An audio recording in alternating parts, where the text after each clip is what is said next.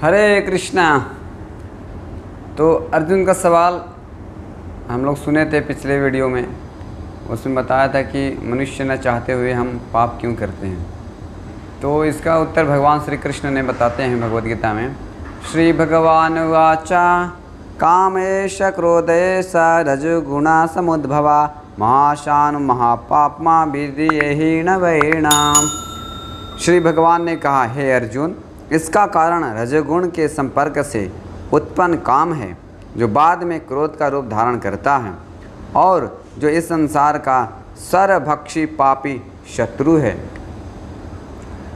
तो यहाँ बता रहे हैं कैसा कैसा उत्पन्न होता है। रजोगुण है इसका कारण। जो व्यक्ति व्यभिचारी, पाप, दुष्ट, दुराचारी, जितने गलत कार्य करते हैं, ये गुण के प्रभाव से, पूरे ब्रह्मांड जो है गुण के प्रभाव से चलायमान है। सत्वगुण, रजोगुण, तमोगुण, ये तीन गुण होते हैं। ये तीन गुण कैसे चलता है? काल के प्रभाव से। तो कभी कभी देखते हैं कि शत्रु कभी विजय हो जाते हैं, तो कभी देवता लोग विजय हो जाते हैं, कभी असुर लोग विजय हो जाते हैं। तो जो काल जो है इसका चक्कर चलते रहता है। तो कभी सत्वगुण बढ़ता है, तो कभी रजोगुण बढ़ता है, तो कभी तमोगुण बढ़ता है। तो इस प्रकार से होता है। कलयुग में बताया गया कि रजोगुण और तमोगुण सबसे ज़्यादा प्रचुर मात्रा में है। इसीलिए लोगों की इच्छाएँ भगवान की भक्ति करने में नहीं है, उसको ज़बरदस्ती लगाना पड़ता है। तो जो हम करते हैं गलत कार्य, वो रजोगुण के कारण भगवान हमें बताते हैं। और फिर रजोगुण के कैसे होता है, फिर वो काम में प्रवृत्त हो जाता है। क्योंकि रजोगुण का निशानी क्या है, 18 अध्याय में इसको डिटेल से पढ़ेंगे, लेकिन मैं थोड़ा सा बताता हूँ इसमें कि रजोगुण के क्या निशानी लक्षण है। कि उनकी अनेक इच्छाएं होती हैं, तृष्णा नहीं कभी तृप्त नहीं होती है। मान चलिए अभी कोई इच्छा हुई करने के लिए, संपत्ति हो, धन हो, चाहे स्त्री संग हो, चाहे कुछ भी हो, संपत्ति अर्जित करने की इच्छा हुई, वो गया, लेकिन संपत्ति अर्जित नहीं हो पाया या उतना कमा नहीं पाया, तो क्या होता है, क्रोध प्रकट हो जाता है।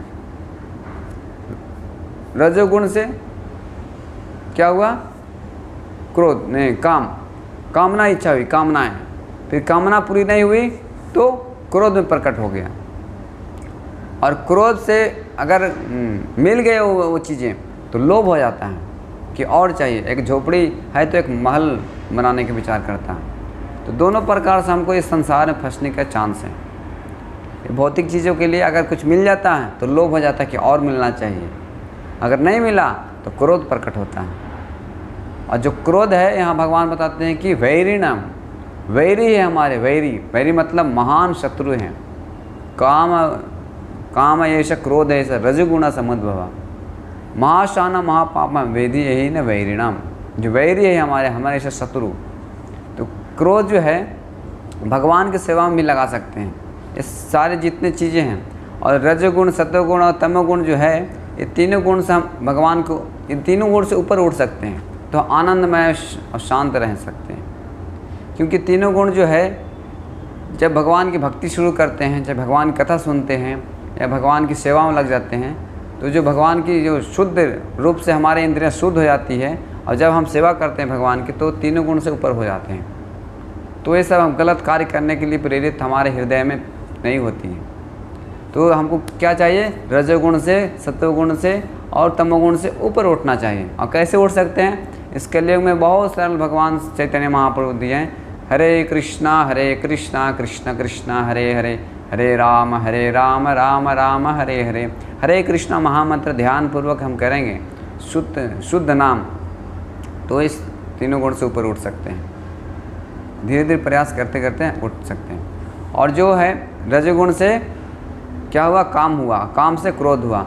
एक क्रोध को यहाँ चैतन्य श्रील प्रभुपाद जी बताते हैं कि क्रोध को आप सेवा में लगा सकते हो। जैसे में कि जो भी भक्त हैं उनसे ईर्ष्या करता है, उनसे कुछ निंदा करता है, या भगवान की निंदा करता है, या भक्तों की निंदा करता है, तो उस पर क्रोध प्रकट करना। जैसे में हनुमान जी जब लंकापुरी में गए थे, तो उस समय अपना क्रोध प्रकट किए थे, पूरे लंका को जला दिए थे।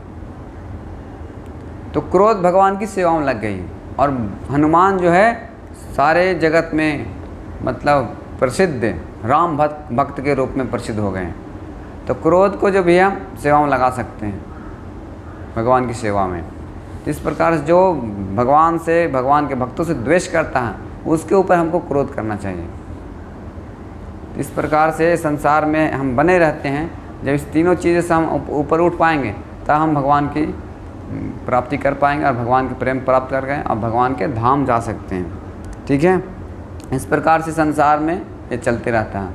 और एक बात और है, जब संसार में जीवात्मा हम लोग भगवान के धाम में रहते हैं तो इस संसार में भौतिक जगत में आते हैं। तो एग्जाम्पल यहाँ दिया गया है कि जैसे दूध है, दूध जो है इमली डालते हैं खट्टा चीज़ तो दही बन जाता है। उसी प्रकार से हम लोग शुद्ध हैं, जीवात्मा भगवान के अंश होने के कारण शुद्ध हैं, लेकिन संसार में आने के कारण हम रजोगुण में संपर्क के कारण आने के कारण हम दूषित हो जाते हैं, अनेक प्रकार की इच्छाएँ होने लगती हैं। तो हम वही चीज़ को हम शुद्ध कर सकते हैं, सारी इंद्रियों को, आँख को, पैर को, शरीर को हम भगवान की सेवा में लगाकर शुद्ध करके और भगवान के धाम वापस जा सकते हैं। हरे कृष्णा कृष्ण कृष्ण हरे हरे, हरे राम राम राम हरे हरे।